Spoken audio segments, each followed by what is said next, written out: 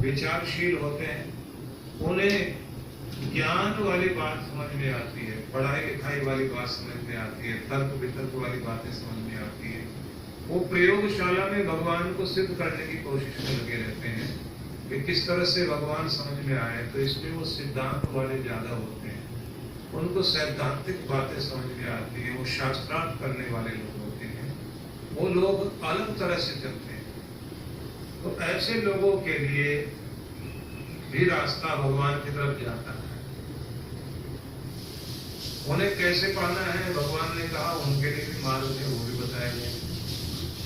एक दूसरे तरह के लोग होते हैं कि जो ये कहते हैं ना तो हमें ज्ञान की बात समझ में आती, ना ये भक्ति भजन और ये झूमना गाना ये सब समझ नहीं आता।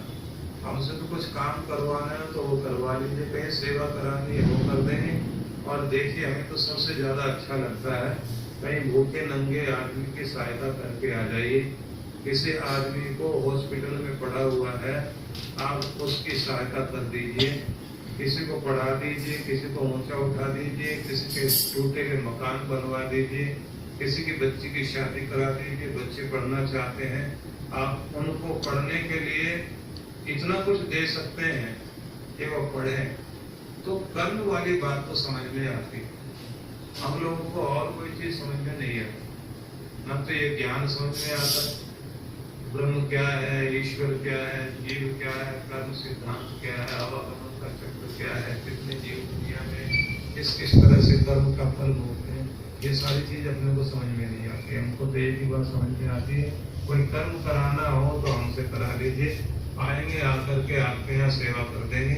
आप कहो तो आपके सत्संग वाली जगह में प्याऊ लगवा देते हैं, लोग पानी पी लें, टैंकर भिजवा देंगे, पानी का छिड़काव कर देंगे।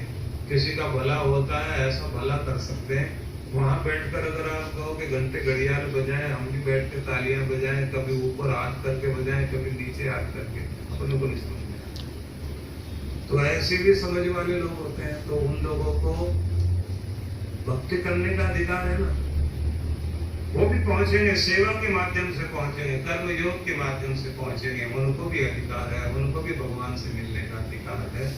लेकिन जिसका जैसा स्वभाव उसे वैसे ही मिलना होगा।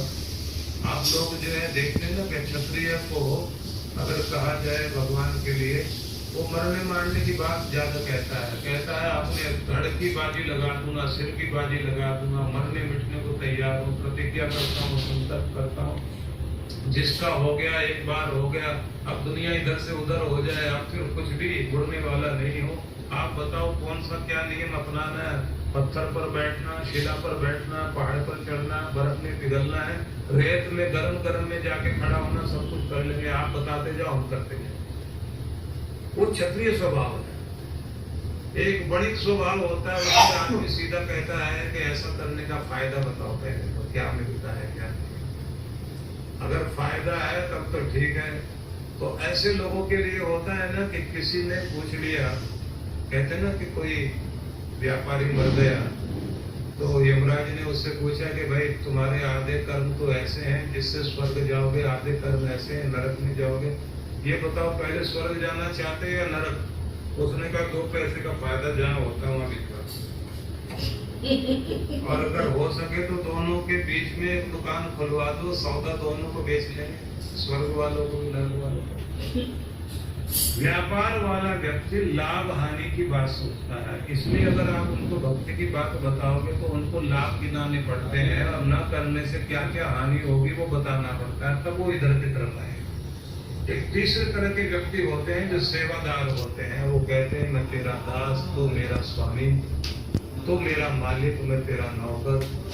वहां दास वाली भक्ति होती है, वो भी एक ज्ञान स्वभाव वाला होता है, जिसमें व्यक्ति को ज्ञान के द्वारा परमात्मा का वर्णन करना होता है, उसकी महिमा का गान करना होता है। सुंदर पहाड़ों की संरचना करने वाली शक्ति, उन्हें जोड़ने वाली शक्ति क्या है? जिसने हमारे शरीर को बनाया, ऐसी अद्भुत चमड़ी पहना दी, जोड़ कहीं लगाया नहीं, सिलाई कहीं दिखाई नहीं देती, बिल्कुल फिट है। और आश्चर्यजनक बात तो है कि भालू के शरीर में जो फर